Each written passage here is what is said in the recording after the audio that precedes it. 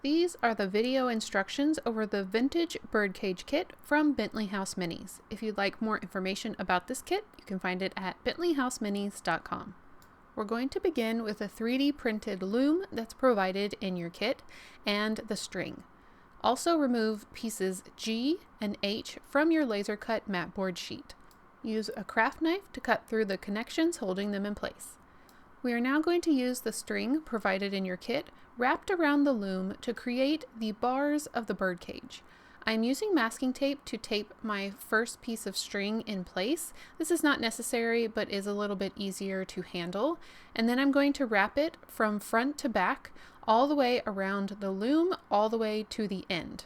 I want to make special note at this point that you do want your string to be taut, where there's not any loose string anywhere, but you don't want to pull it so tight to where you feel like there's tension on the string, because once you add your birdcage pieces on, if it's too tight, the mat board will start to bend. This is going to give me string covering both sides of my loom. Once I get to the end, I'm using another piece of tape to secure it in place. We are now going to glue pieces G and H onto the strings. I'm only going to be adding glue to the horizontal portions of each piece, and I'm not adding any glue to the vertical sides. This is because the sides go together with other pieces, and I don't want string glued to the back of these.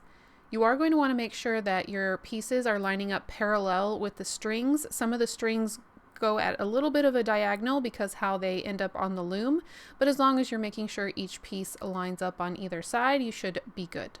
To make sure my strings are firmly pressed into the glue, I turn the loom over and just gently press down on my work surface, and now I can glue the other piece to the other side of the loom. Again, I'm only adding glue to the horizontal pieces, and I'm leaving the vertical sides glue free. I'm making sure my piece is as parallel with the strings on this side of the loom as possible, and then again I'm going to turn it over and lightly press it onto my desktop. Now I can put this piece off to the side to dry. I do want to make sure that it is completely dry before I remove the pieces. While it's drying, I'm going to work on pieces A, B, and C, which are going to go on top of each other like so to create somewhat of a stair-step effect. This is going to be the base of our birdcage. I'm carefully gluing piece A on top of piece B and piece B on top of piece C, making sure that the interior rectangle is lined up as I go along. To continue working on the base, I'm going to remove piece D, 2 pieces marked E, and 1 piece marked F. Both of the E pieces are going to be glued on the face of piece D along the side. This is essentially going to make a tray that will be the base of our birdcage. Piece F is going to be glued between the 2 E pieces along the back to create the back of our tray. One side of the tray will be left open. We can now glue our previous ABC construction on top of the tray, making sure we line it up with the edges of the F and E pieces we just glued down. This is how it should look once the bottom of your birdcage is put together. Now the tray insert is going to consist of pieces K and L. You want to add glue to one of the edges of piece K, and piece L needs to be glued centered on one end. Here's how it should look once these 2 pieces are connected. This is going to be the tray that can pull in and out from inside your birdcage, so the birdcage linings can be changed. Make sure to set these pieces aside separately so that they can dry without accidentally being connected together. Now we can remove pieces G and H from our loom. I'm cutting through some of the strings so that I can remove it from the loom, and then I can closely cut the strings along the side so that I'm just left with what looks like birdcage bars within these pieces. On the piece that looks as though it has a door frame, you do have an option on whether you want the birdcage door to be open or closed. If you want it to be closed, leave the strings as they are. But if you do want an open birdcage door, go ahead and snip those strings from the inside of that small square opening. And this is what you're left with. We are now going to wrap the loom again with the same technique. This time we're only going to wrap it a little over halfway because we're going to be working on the sides of the birdcage, which are both marked with the letter I. They are the exact same pieces. We're going to add those on just like we did before. I added glue to the horizontal pieces, but not the vertical pieces. And then once they were attached to the strings, making sure they were as parallel as possible, and then I pressed them onto my desktop to make sure they were definitely in the glue. I then let them dry on the loom completely and then removed them from the loom and trimmed the excess string just like we did for the previous pieces. Please notice that the upper and lower sections of each part of the birdcage are not the same width, so make sure you line them up so that they look like this, so that the skinnier section is at the top. We now need to work on the birdcage roof, which you can see here. It does have a finial that gets glued in the center, but we don't want to add that just yet. Going back to our loom, we are once again going to wrap it just past halfway, and then I'm going to turn my loom so that I can wrap it in the opposite direction, because I do want to create a grid for the top of my birdcage roof. In the opposite direction, we are going to be wrapping it about 75% across the loom, and we should have a decent size section where the strings are crossing each other, and this is going to create the grid that's going on the roof. Before we get to the grids, if you are going to have an open birdcage door, you want to take piece J out of your mat board sheet, add glue all the way around, and you're going to press it to the area of the string that does not have crossed grids.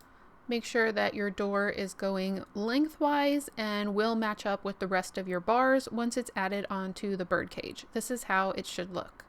Now we're going to add glue to the grids to make sure they are permanent. I found the best way to do this is to add a glob of glue onto one of your extra mat board pieces and then use your finger to rub it over the strings, making sure it hits the connection between each and every string. I can kind of roll the strings back and forth, making sure the glue gets in between them. You want to do this on both sides, so by the end of this process you have two separate grids that are about the size we're going to need to cover up the roof opening. Just a little tip while this one is drying, because it's covered in glue, put it between two things so that it stays upright and you don't accidentally glue it to your surface. This is a good time to sand your birdcage base or sand your birdcage roof or 3D printed pieces if you have found any imperfections in the printing. While the grids are drying, we can go ahead and build up the body of our birdcage. We're going to start with the piece that has the door in it, and I'm adding glue to the very bottom edge of that piece. It's going to be glued along one of the sides on piece A. It's going to sit on top of the cage base, just like this. I'm going to glue the other side to the back of the birdcage, making sure that the strings are facing the inside at all times. Again, you want to make sure that your top portion is the skinniest portion so that all of your bars line up once the birdcage is complete.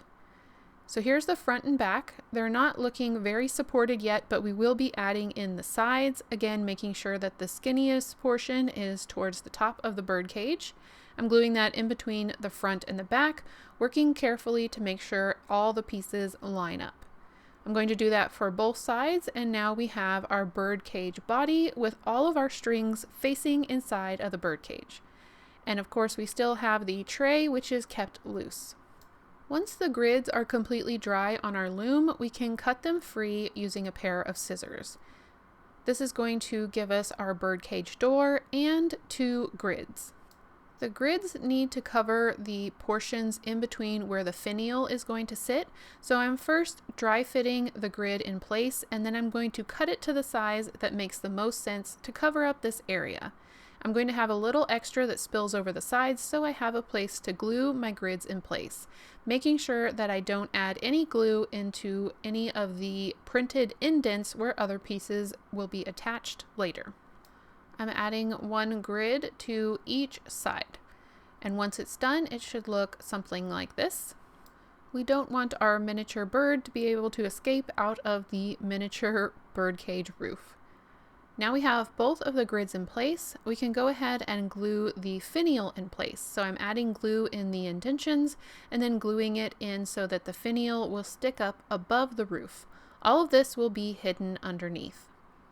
This is also a good point to add a string through the finial and knot it underneath if you do plan to hang your birdcage, but I will be adding mine later because it will just be decorative. I'm now going to take my perch supports from my accessory bag. These pieces get hooked into these small indents on either side of the grid, so if you do need to cut a small portion away so that you can get them in there, you can just use a sharp pair of scissors, and then the supports will go through the grid and hook into the side of the birdcage roof like so. Now they are mirrored pieces, so when you add them in, one will go on one side and then the other one will go into the other side, so that your little C's that will hold the perch at the bottom will face the same direction. And once they're inserted correctly, they should look like this. To create the actual perch, we're going to use the toothpick that's provided in your accessory bag. The toothpick will need to be cut to size, so just add it into your perch and mark where you need to cut it. Once you're happy with the length, you can add some glue into the C-shaped connectors and then simply add your toothpick in place. Set the roof piece aside for now and let it dry completely. This is now the perfect time to paint your birdcage because you do have access to the interior. I do suggest painting all of the pieces separately and letting them dry separately. And one more reminder to add the string onto the inside of the finial if you are going to be hanging your birdcage, because if you add it now and can knot it on the inside of the roof, that will be the strongest way to hang your birdcage. I am going to be adding my bird later outside of the bird cage, but if you plan to add it on the inside, do paint it before you glue the rooftop on and add your bird onto the perch. The bird is 3D printed, so it should perfectly sit on top of the toothpick. I can now add on my bird cage door. You can add it any way you want. I'm making sure that the strings are facing back towards the bird cage, so it still looks like the strings are embedded in the bird cage door. I do think some kind of newspaper print would be perfect for the birdcage tray. I didn't have any, so I just found this handwritten paper, so I'm going to glue and cut around the edge so it fits inside my birdcage. Your kit comes with some small seed beads. These are to create very delicate tiny handles for your birdcage door and for the tray that slides in and out of the bottom of the birdcage. You can of course trade these out for anything else you may like as a handle, but they're added for your convenience. So here is the birdcage construction with all of the pieces added on. I used the same string provided in the kit to create a little loop, which is going to be added into the top of my finial. This is just decorative and I don't plan for it to hold my birdcage hanging from anything in my project. If you do plan to use the bird that was provided in the kit, I highly suggest temporarily gluing it onto a toothpick while you paint. So this is a little bit of blurry footage, so I'm sorry about that, but all I did was a base coat of the color I want the bird to be, and I went over with a thin coat of that. I don't find that you have to use any type of primer for it. And then I did just some little details on the edges of the wings and the tail. And then there are little indents for the eyes. You can use the tip of a toothpick to carefully dot in the eyes. Now the bird does fit on the perch, but because it has an indentation in the bottom of it, it can easily sit in the opening of the bird cage.